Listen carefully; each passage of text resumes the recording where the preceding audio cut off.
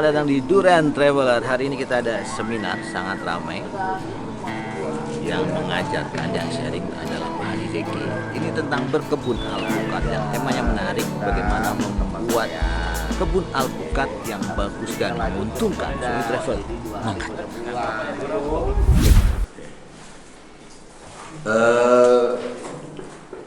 Ini agenda seminarnya ada beberapa poin ya. Yang pertama jenis ras alpukat dan manfaat alpukat dan yang lain-lainnya. Ras alpukat di dunia ini ada 3 ya. Satu itu ras West India atau West India. Kategori West India itu bisa kita lihat secara fisik. Anda pernah dengar alpukat Mickey? Nah, alpukat aligator, alpukat kendil, 034 introduksi dari Vietnam itu semua kulit tipis rata-rata. Nah itu masuk kategori ke West India atau West India. Jadi kulitnya tipis. Nah kita bahas satu-satu nih ya. Di dunia industri itu bisa nggak dilakukan untuk dijadikan sebagai komoditi pasar komersial? Bisa. Bisa, sangat bisa, sangat mungkin. Tapi ada resiko yang ditanggung. Resikonya kalau di daerah tersebut potensi kalau buah tinggi, dia kulit tipis cenderung gampang ditembus sama lalat buah. Nggak menutup kemungkinan terserang semua. Di kebun saya tuh di Ciapus, saya tanam Miki. Berarti di Ciapus ada 3 hektar tuh buat riset. Saya tanam Miki dulu Mikinya ada 40 pohon, tapi saya tinggalin semua karena tadi saya tinggalin yang namanya kulit tipis. Buat saya kulit tipis peta komersialisasinya kurang menarik. Buat saya pribadi ya, Anda nanti bisa kita adakin diskusi lah mengenai kenapa sih saya tidak memilih kulit tipis. Ya tadi salah satunya udah ditembus oleh buah. Itu nggak stabil. Bahasa Anda boleh tes deh. Anda beli yang tadi saya sebutkan, Mickey, aligator, pokoknya kulit tipis. Belinya di musim hujan, sama belinya di musim panas. Totally different. Ya, jadi artinya sustainable taste-nya akan mengalami deviasi. Mickey, itu berapa tahun baru itu keluar? Tergantung Pak. Jadi gini. Bapak beli bibit yang segini, dengan beli bibit yang segini diameternya, kita ngomong diameter pangkal batang ya. Ini ada tumbuhan terus ini tanah, anggap terus ada batang nih Pak, keluar nih ini batang, ini pangkal batangnya. Yang segini dengan yang setengahnya segini atau 2 kali ini atau 3 kali itu beda. Kalau yang 3 kali setahun juga berbuah Pak, adaptasi sebulan, digenjot generatifnya juga berbuah. Jadi investasinya mahal tapi return of investment-nya cepat. Tinggal tergantung money talk, Pak. Duit yang ngomong, ya kemampuan dia atau kapitalnya dia untuk bisa. Gue mau mikir yang mana nih? Kalau gue mikir yang cepat balik, ya gue beli yang dongkelan aja atau yang udah gede gue pindahin ke kebun gue. Butuh waktu 1-2 bulan dia adaptasi, dia genjot generatif vegetatif sebentar, habis itu tembak generatif. Jadi gitu ya Pak. Jadi nggak ada satu ketentuan yang paling inilah bisa dijadikan literatur. Miki berbuah tahun berapa? Tergantung Anda menanamnya, tergantung Anda memeliharanya, perawatan. Ya, kayak begitu. Oke, sekarang nomor 2, syarat pertumbuhan alpukat. Syarat pertumbuhan alpukat sih sebenarnya ya sama pada umumnya tumbuh-tumbuhan, Pak. Ya mesti banyak unsur hara. Dan unsur haranya juga mesti yang tepat. Maksudnya begini, Anda kasih pupuk kandang, tapi pupuk kandangnya yang harus sudah difermentasi. Setiap pupuk kandang pasti punya kandungan yang berbeda-beda lah, antara sapi, kambing, apalagi ya guano, terus kelinci, ayam dan lain-lainnya. Itu semuanya bisa dipakai, Sebaiknya Anda menggunakan pupuk kandang yang Anda gampang mencarinya dan murah. Tapi tadi dipenuhin lah standarnya, harus sudah difermentasi. Artinya gini, kalau belum difermentasi atau belum lapuk itu pupuk kayak kita. Analoginya makan beras Pak, nggak mungkin kita makan beras. kita makannya nasi. Artinya kita kalau dikasih nasi harus kita makan. Tapi dikasih beras kan kita mesti olah dulu jadi nasi, baru kita makan. Nah, fermentasi itu sebenarnya mendekomposi material yang siap saji. Jadi begitu kita kasih pupuk yang sudah difermentasi, itu dia langsung dimakan, Pak. Tapi kalau kita kasih pupuk yang belum matang, ya dia diproses dulu oleh bakteri dekomposer yang ada di tanah itu, baru dimakan. Paham ya? Itu kalau yang pupuk OHE ya, organik. Kalau yang pupuk sintetis langsung dimakan karena ready to eat buat makan. Kayak begitu, satu tuh unsur hara. Kedua, ya harus ada air lah, sebagus apapun pupuk kalau nggak ada air bubar. Air itu kan katalisator. Jadi ada kasih pupuk yang hebat-hebat, kasih mikro apa lah, yang tinggi lah apa buat masa vegetatif, tapi nggak ada air ya. Bisnis. Paham ya? Saya memperlakukan tumbuhan ini sama kayak kita memperlakukan manusia. Gitu. Terus pedoman budidaya ya balik lagi nih, kalau kita mau komersialisasi atau backyard. Backyard itu maksudnya nanam di belakang rumah atau Anda di depan rumah nanam ya buat nyicipin buah, terus yang begitu-begitu deh, bukan komersialisasi itu. Kalau yang pedoman budidaya komersialisasi itu semuanya sudah integrated ya. Dari mulai menanam dia udah punya schedule, pemilihan varietas juga dia udah tahu semuanya. Oke, lanjut nomor 4, nanti nanya aja Pak. Nomor 4, hama dan penyakit. Yang nggak kena hama dan penyakit pohon plastik ya, dulu saya pernah cerita di itu. Kita aja juga kan kena penyakit, kalau nggak mandi kita berjamur. Ya, tumbuhan juga begitu. Anda perhatikan sanitasinya, kebersihan. Di kebun saya itu nyemprot kalau lagi musim serangga seminggu sekali, tapi kalau udah nggak musim 10 hari sekali kita semprot. Ya bergantian, kadang kita menggunakan pestisida menggunakan insektisida dengan fungisida, tergantung serangan. Terus biaya tanam udah di dalamnya, dan saya pakai pupuk yang agak bukan mewah sih ya, standar sebenarnya. Saya pada saat itu pakai pupuk, maaf nyebutin merek, kita pakai pupuk Yara. Ya dari Norway. Kita pakai masa generatif vegetatifnya tuh 16-16 dengan nitrabor untuk yang pupuk sintetisnya. Terus kita juga pakai asam yumat, ya udah semua masuk buat vegetatif. Begitu masuk generatifnya kita pakai kompleks sama nitrabor. Terus ada juga pupuk, maaf saya nyebutin merek, Supernasa saya pakai buat bakteri dan lain-lain. Saya pakai itu. Jadi bisa dibilang memang asam yumat udah ada di dalam. Terus sama termasuk saprotan udah ada, insektisida. Kita pakai waktu itu Uracron sama Decis, jadi gantian. Fungisidanya kita pakai bukan Amisaltop waktu itu. Kita pakai produknya Bayer. Ini kita ngomong bukan nyebut merek ya, karena saya waktu itu ngitung cash flow. Saya tahu begini-begini, saya masukin aja tuh variabel-variabel itu, akhirnya lahir lagi. Nah begitu. Oke. Ini ngomongin biaya produksi. Pendapatannya gimana sih? Nah, pendapatannya. Kalau Anda ngikutin apa yang saya cerita tadi, ya, itu tahun kelima Anda udah balik tuh modalnya, return of investment dari 2 juta per pohon. Jadi investasi 800 juta tuh exclude dengan tanah ya.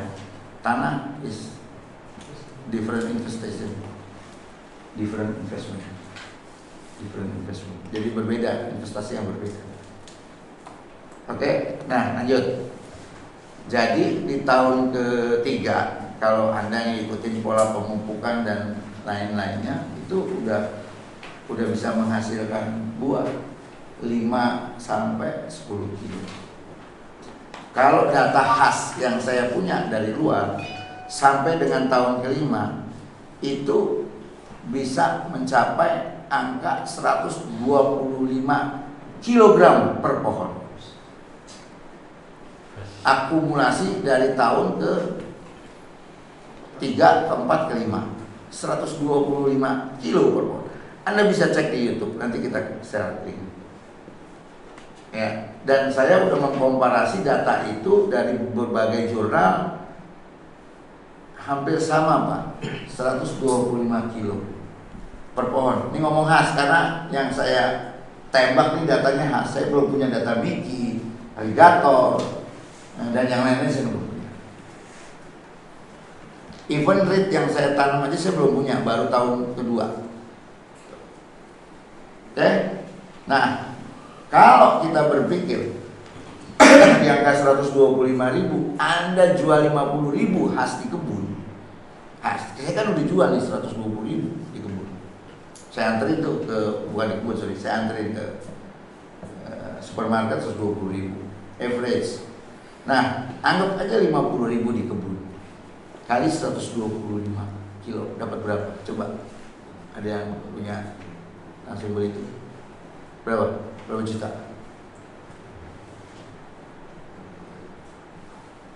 Ada di handphone kan? Nah, berapa? 625 Pak, 6 juta 250.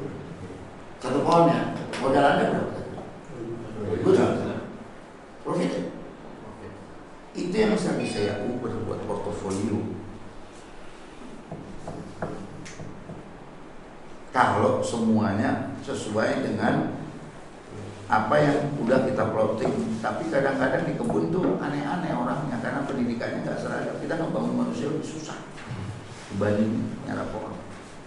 Tadi yang saya cerita nih, di kebun saya udah saya kasih SOP aja kan begitu. Bisa cerita pengalaman ya. Makanya kudu ketat. Kalau nggak ketat, lus lah. Semua komoditi begitu. Nggak ngomongin alpukat, durian, nah, cabai apa segala macam.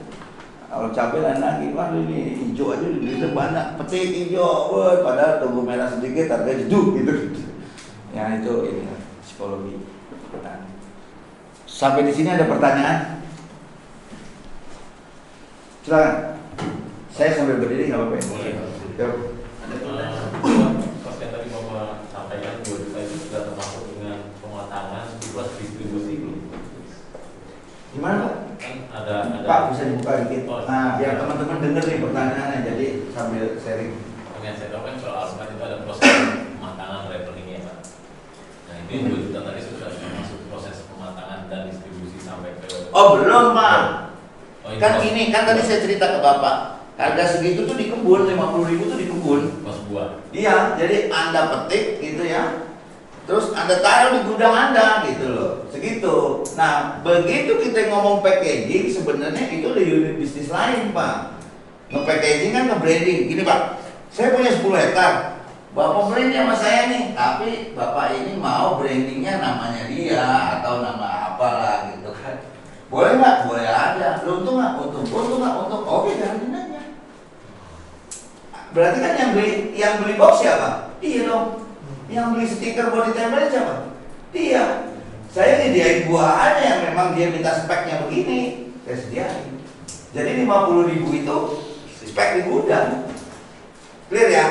Begitu Anda mau mendeliver dengan produk Anda, namanya apa gitu ya, itu cost dia gitu loh. Begitu dia mau beli buat dikirim ke luar negeri, ya costnya dia, bukan cost saya. Saya terima 50.000 itu dengan spek seperti ini. Paham ya? Profit nggak? Profit. Begitu ada kerdus, ya itu dibebani cost yang lain, kan dia ada profit lagi tuh nanti tuh. Paham ya? Jadi jalur distribusinya tuh supply chain yang berbeda nanti. Tadi saya lihat nomor 4 itu ada hama penyakit. Ada nggak sih hama penyakit yang mematikannya Pak? Ada Pak, semua pohon yang kita usahakan secara industri pasti ada, nggak mungkin. Yang paling ribet adalah jamur, titik. Ya gitu ya. Durian lagi berbuah, bubar. kebanyakan paklok. Terus pH-nya turun. Jadi bakteri jamur yang jahat-jahat berkembang, akarnya diserang, jebret. Sama kan kita juga suka begitu. Makanya banyak injek yang itu Pak, bakteri-bakteri yang bersahabat. Minimal 6 bulan atau 4 bulan sekali lah di kebun. Saya sering injek itu tiap 4 bulan. Bakteri jenis komposer juga. banyak Pak bakterinya. Ya anti jamur juga banyak ya. Ada Trichoderma, mycorrhiza, apa segala macam. Itu kan bagus juga Pak, apalagi bakteri Pseudomonas. Jadi kita kalau ngasih pupuk Pak, itu cuma 30% dimakan. Sisanya eksudat. Nah, eksudatnya itu diurai tuh, kalau fosfat diurai sama bakteri Pseudomonas buat siap saji lagi tuh dimakan lagi. Jadi kalau kita pupuk kimia, ya itu lambat laun akan jadi eksudat. Racun lah banyak kita lah. Nah, dengan diinjek salah satu bakteri yang namanya Pseudomonas itu sisa fosfat itu diurai lagi sama dia untuk siap saji yang membuat tumbuh. Terus implikasinya tanah jadi gembur. Terus aerasi jadi pecah. Kalau aerasi itu terjadi kan bagus. Bakteri itu bisa hidup sebagai informasi cuma 40 cm Pak. Dia ada topsoil, 40 cm bakteri hidup. Di bawah ini enggak.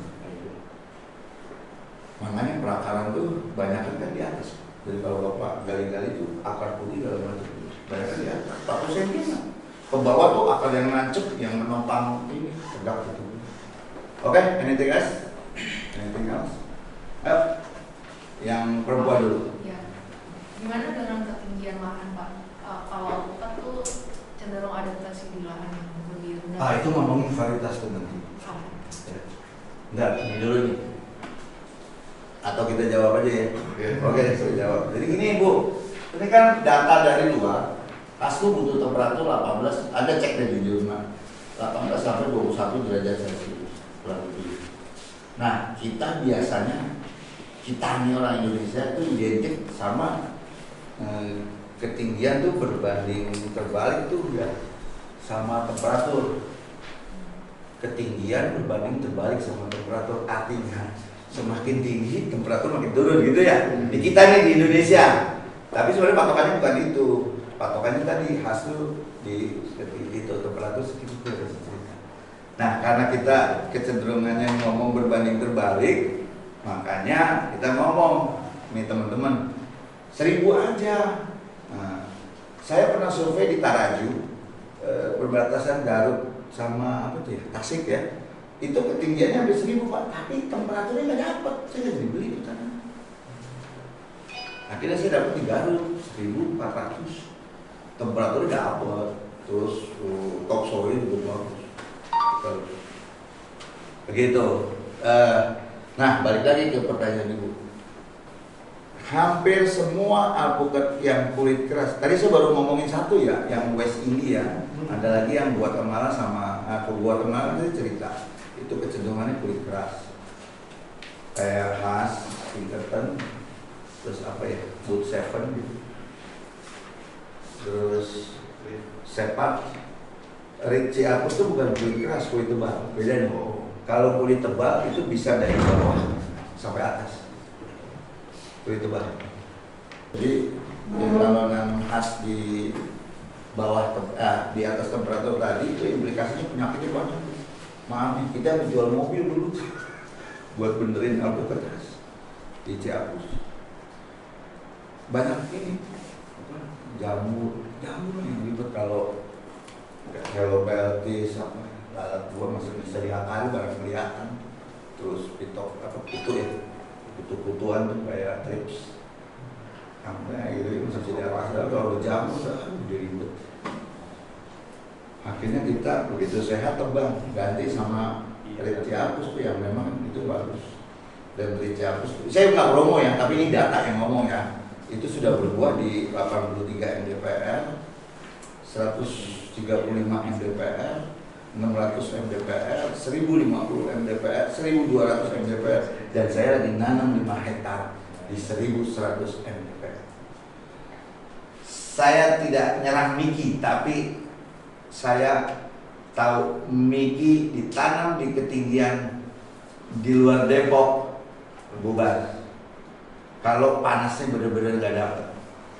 Kalau curah hujannya terlalu tinggi, pasti berbeda rasanya dengan waktu dia panen musim panas. Anda bisa cek omongan saya. Beli mic itu di Depok. Beli pada musim panas, beli pada musim hujan. Totally different. Coba deh cek omongannya. Karena saya ngomong begini udah saya coba beli di Depok, terus matek di kebun, terus opini orang yang udah mah. Ini data ya, pahit memang, tapi ya fakta. Plus minusnya sewa kontrak dengan PTPN ya Pak, PTPN 8. Itu ada plus minusnya dengan kita punya tanah sendiri kan. Dengan posisi kita sendiri yang tidak mempunyai tanah, otomatisnya kalau punya banyak duit lah wajar kita beli tanah sekarang. Kalau nggak punya tanah kita pengen budidaya alpukat, otomatisnya kita punya standar dana nih. Salah satu plus minusnya untuk nyewa itu gimana Pak? Pertama gini, Anda harus punya kapital. Kalau nggak punya kapital jangan maju. Kalau mau PTPN ya, kita kan ngomong nantinya B2B, business to business. Ya, business to business. Baru sewa Anda suruh bayar pajak bulanannya, pajak tahunannya dia nggak bisa, Anda udah kena awan prestasi, coret tuh. Paham ya? Anda punya kapital. Kapital yang Anda punya, ya tadi minimal Anda punya modal 800 juta per hektar. Satu. Yang kedua, kalau sewa lahan relatif komponen investasi lahan di sewa itu cuma kecil Pak, nggak sampai 20 juta Pak per tahun. Kalau mau ngomong ya, jadi 800 juta ditambah 20 juta, 820 juta kan. Nah kalau mau ngomong persentasenya tinggal 20 juta per 820 juta kan. Berapa persen sih? Nggak sampai 10% kok. Kalau Anda sewa tanah ya, ini sewa tanah nih. PTPN juga kurang lebih sekitar segituan. Cuman Anda kan nanti terikat sama regulasi mereka. Begitu udah ada duitnya, wah nggak gue perpanjang nih, gue kelola sendiri, pusing. Jadi yang tadi saya bilang tuh komponennya 1 hektar 1 orang untuk maintenance ya. Waktu nanam dia bisa disubkan ke orang lain yang dikontrol sama orang itu gitu, atau mandornya satu. Itu disupin bisa, misalnya 1 lubang dia ngirim pupuk berapa kilo, terus dia nanam, Anda bikin standarisasi nanam seperti ini bisa disupkan itu kan. Yang itu udah ada hitungannya di yang tadi di luar irigasi ya, di luar irigasi ya, irigasi, tahu ya. Apa ya, fertigasi kan ada fertilasi dan irigasi. Ada lagi pertanyaan? Oke. Untuk pemenuhan kebutuhan air nih Pak, kadang-kadang ada suatu tanah yang gembur dan becek, mungkin ke sawah atau ada kalanya di posisi itu bisa ada perkebunan tapi ada air mengalir, lebih baik mana? Gini ya, saya nggak tahu cerita Anda begitu ya. Saya nggak tahu dan ini berlaku buat semua orang nih, ya berlaku buat semua orang yang mau budidaya apapun pokoknya ya. Yang pertama gini, semakin banyak air yang menimpa media itu otomatis semakin padat, setuju ya? Artinya makin padat, kadar oksigennya semakin berkurang, setuju ya? Kan ngikat tuh nanti, walaupun sebenarnya air itu bawa nitrogen yang ada di udara ini kan hampir 70% ini kandungannya Anda bisa cek soal itu. Di waktu hujan turun tuh nantok. Kalau bahasa teman-teman ada nih kayak urea nih, kayak akan urea gitu. Begitu hujan turun makanya banyak pucuk-pucuk kalau macam kan. Atau itu. Yang kedua, kalau banyak air mencuci unsur hara.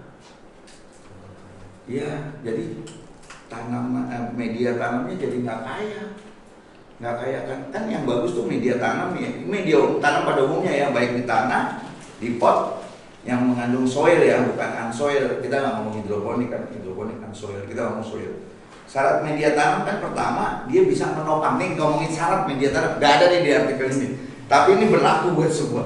Syarat media tanam tuh pertama dia sanggup menopang tanaman atau tegakan yang ada di atasnya. Nanti ya maksudnya ya, syarat media tanam. Jadi ini tanaman kita tanam di media tanam, ya media tanamnya sanggup menopang begitu perakaranya keluar bagus, ya dia bisa berdiri, itu sanggup menopang namanya. Oke. Syarat yang kedua, media tanam itu harus porus. Harus porus, tahu ya? Disiram air, bubar langsung tuh air, berat gitu. Itu syarat yang kedua, media tanam. Kita nggak ngomong media tanam itu di tanah atau di pot, nggak ngomong. Pokoknya ini syarat media tanam. Yang ketiga, media tanam harus banyak unsur hara. Harus banyak unsur hara. Kalau enggak, ya tumbuhannya harus makan. Makin kaya unsur hara, makin cepat tuh pertumbuhan. Tuh syarat media tanam. Yang keempat, ini masih perdebatan. Kalau bisa steril dari jamur patogen. Paham ya? Atau bakteri patogen atau serangga patogen. Steril. Kalau di hidroponik ya udah steril gitu. Paham ya? Itu syarat 4 tuh media tanam. 1 apa? Sanggup menopang. Poros. Kaya akan unsur hara. Sama yang keempat, kalau bisa steril. Udah itu aja penuhin. Ya, udah. Balik lagi nih ke cerita Anda nih. Iya, air dibutuhkan, tapi nggak terlalu banyak juga, sesuai kebutuhan, sesuai pohonnya. Gitu. Kalau di tempat Anda ada aliran air yang kontinuitasnya tinggi bisa mencuci unsur hara, yang ujung-ujungnya Anda ngasih bubar semua. Paham ya? Itu. Tapi kalau di galangan 3 meter Anda tanam, di 3 meter ini ada palet air, ya kan masih jauh tuh, akar-akar kan bisa ke samping dan nembus ke bawah kiri kanan. Itu oke kan, petani-petani di luar negeri gitu tuh. Jadi nanam pohon, ini parit mengalir, itu oke kan jauh. Sementara Anda kan ngasih paling radius 1,5 meter. It's okay. Ada lagi? Tanya sebelum masuk ke Pak, saya banyak. Tadi kan ada irigasi ya. Itu irigasinya itu dalam bentuk tadi parit atau dalam bentuk drip kita buatnya? kalau di luar negeri Pak, yang benar ya drip sebenarnya Pak. Yang benar drip Pohon gitu ya. per pohon. Yang benar drip. Nah, ya Anda kudu hitung lah. Berapa sih kebutuhan pohon umur sekian? Ya, umur setahun, 2 tahun pasti kan beda. Ya, terus tekniknya juga bukan drip sebenarnya, lebih prefer ke itu Pak. Sprinkler, micro sprinkler. Ya, micro sprinkler. Jadi coverage areanya jadi lebih besar. Kalau drip kan cuma 1 titik, walaupun di dalamnya dibikin balon begini kalau Anda perhatikan. Di titik bikin balon, tapi kita mau pupuk segini, di sebelah sini kan nggak kena. Jadi unsur hara ini nggak bisa ngasih nutrisi. Tapi kalau pupuknya kudu yang soluble. Soluble tuh yang larut. Jadi kayak model hidroponik Pak. Kayak ada kan orang nanam tomat tuh di greenhouse pakai hidroponik, pakai medianya sistem hidroponik, medianya arang sekam. Kan arang sekam nggak punya itu, nggak punya unsur hara ya. Cuman silika aja dia punya. Silika bukan masuk unsur hara, dia protektif terhadap dua. Nah, ngasih pupuknya lewat itu Pak, namanya Pak fertilizer. Fertilizer dan irigasi. Fertilizer pemupukan, irigasi pengairan. Jadi air yang udah ditampung di tandon itu mesti di blend dengan kebutuhan tanaman, masa vegetatif atau masa generatif. Itu clear ya? Itu namanya fertilizer. Ada juga di luar kan mereka punya dosing pump nih Pak. Jadi dia punya KNO3, dia punya MgSO4, punya MKP, monokalium fosfat, ya. Terus dia blend tuh. Ini air begitu masuk aliran, dia pakai dosing pump, udah diukur semuanya. Jadi berapa dia punya debit, ya. Satuannya kan kubik per itu menit. Berapa liter per menit, dosing pumpnya jalan nih untuk masukin KNO-nya sekian. Tapi KNO-nya semuanya udah soluble, udah dicairkan sebelum. Tumbuhan itu kan pupuk itu kan unsur hara itu ada 13 yang dibutuhkan oleh tumbuhan itu ada 13. Anda bisa cek di Google banyak materi. dibagi dua, pupuk makro sama mikro. Ya, nah pupuk makro itu ada yang namanya juga makro, pasti gede kan dia yang dibutuhkan, nggak dalam jumlah yang kecil itu buat. Itu ada 6, kan tadi 13 tuh ya, dibagi dua tuh makro sama mikro. Pak Herman tahu nih, Pak Herman apa? Nah itu ada pupuk tuh ini soit kayak itu lama gitu. Kita masih konsisten di petani, dia juga masih konsisten tuh di pupuk. Ya ada 13 lah, satu dibagi dua kan, makro sama mikro. Kalau makronya itu ada NPK, nitrogen, fosfat, P25 sama kalium, ditambah lagi Mg, magnesium, ditambah lagi kalsium, tambah lagi apa satu lagi? Sulfat. Aduh. Jadi NPK, Ca, Mg sama sulfat, SO4 2. Oke. Nah, mikronya ada 7. Anda bisa cek lah di Google, ada boron, ada ya, ada CO, Z. Ya, Anda bisa cek. Dibutuhkan nggak? Dibutuhkan. Nggak mungkin nggak, apalagi pas mau lagi buah atau bunga atau buat nambahin banyak. Boron kan tahu sendiri fungsinya buat titik tumbuh. Boron tuh. Tapi kalau boron kalsiumnya kurang, ya bisa fibber nanti. Ya, dikombinasi. Di Google banyak tuh. Oke. Nah, kalau ngomongin vegetatif ya ini gedein aja udah. Terus ngomongin vegetatif tapi akarnya kuat gitu ya, sama batangnya kuat. Naikin aja P25-nya. Fosfat. Makanya ada pupuk yang berapa tuh? 20 tuh. Ada kan ya? Kalau ada satu produk pupuk Faster itu 2577. Coba Anda cari di Google, ada tuh 2577 tuh. Oke. Ya. Ya Maroke salah satunya 2577. Di alpukat saya nggak pakai. Kenapa? Ya PMK-nya rendah. Kalau buat di sayur itu cocok banget tuh kan, ngobrol enak. Saya menitik beratkan ya teman-teman nih. Pertama begini ya, kalau kita mau industri itu artinya kita menanam alpukat bukan buat konsumsi kita pribadi, tapi Anda bisa jual untuk bisa dijadikan profit untuk ngerawat kebun minimal, atau profit lebih lah buat kita bisa expand investasi di tempat lain ya, bukan juga di tempat-tempat lain. Begitu. Yang mesti dikonsider yang pertama, yang mesti dikonsider ya, yang mesti dipertimbangkan. Ya termasuk teman-teman yang nggak punya lahan tapi mau bergerak nih. Kayak contoh saya lakukan di Garut. Kalau di dunia CSR ya, company ada CSR ya, company social responsibility itu.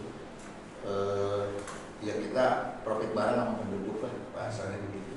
Kan nggak menutup kemungkinan untuk itu bisa kita drive gitu, untuk kita bisa lakukan. Ya Anda sediain bibit, Anda jual bibitnya ke mereka dengan bayar pakai buah gitu, terus Anda rawat dan lain-lain. Hal yang mesti dikonsider pertama, ya tadi tuh lahan tempat Anda menanam tuh, jangan dipaksain juga. Anda punya dataran rendah, Anda tanam tuh alpukat yang kulit keras. Ya, tuh pemilihan varietas lah ya.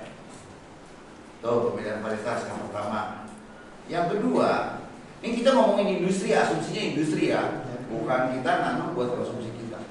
Yang kedua, kan kita udah cerita tadi tuh, kalau kulit tipis ya 6 hari after harvest tuh udah agak lunak. Kalau Anda nanam di Kalimantan, ngirim ke Jakarta dengan kulit tipis yang cuma 6 hari, Anda udah kehabisan waktu tuh 2 hari tuh buat panen, cleaning, sortasi, plus packaging, besoknya delivery. Habis 4 hari. Tinggal waktu 4 hari kan? Udah habis 4 hari. Nah, kalau di Kalimantan udah 4 hari. Kalau ternyata kapal Roro itu udah hampir 3 hari. Iya, artinya begini, nggak layak lah kulit tipis buat dikomersialisasi. whatever varietasnya. Termasuk tadi yang saya cerita 034. Enak rasanya, ya enak. Cuman lu sebagai petani komersial mesti dipikirin tuh yang itu. Paham ya? Enak. Nggak ada yang menolak satupun 034. Enak.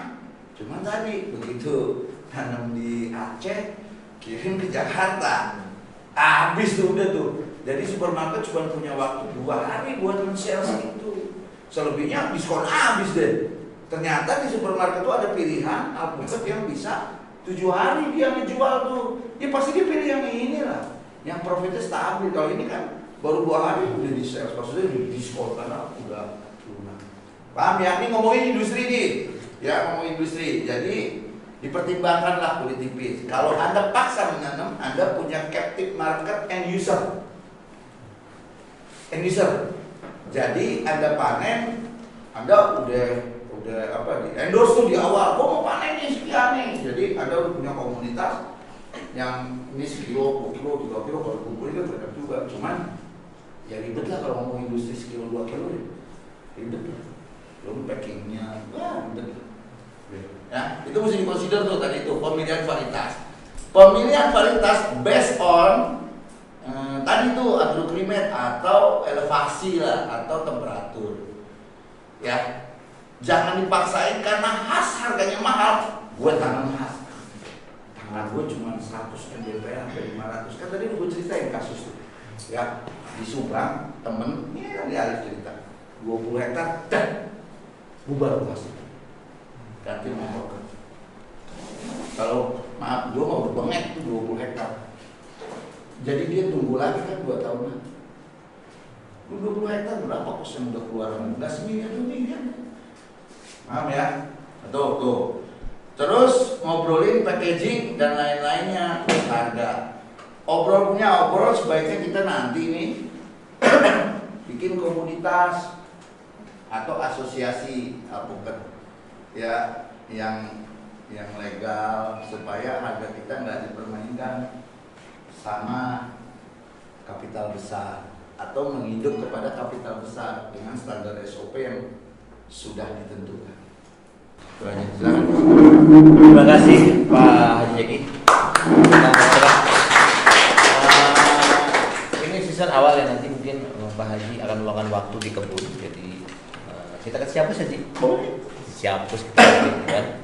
Nanti kita sesuaikan tanggalnya, jadi teman-teman bisa mengikuti lagi. Mungkin lebih temanya lebih ke pemupukan ya. Jadi ya manajemen pruning, pemupukan teknis lah, sifatnya teknis. Jadi lebih hot di sana karena memang panas Mas. Dan hujan kalau musim hujan. Terima kasih teman-teman sudah datang. Insya Allah silaturahmi ini akan berjalan lama. Nanti kami bikinkan grup dan akan diupdate kapan kita belajar lebih dalam tentang perkebunan alpukat. Terima kasih. Assalamualaikum warahmatullahi wabarakatuh.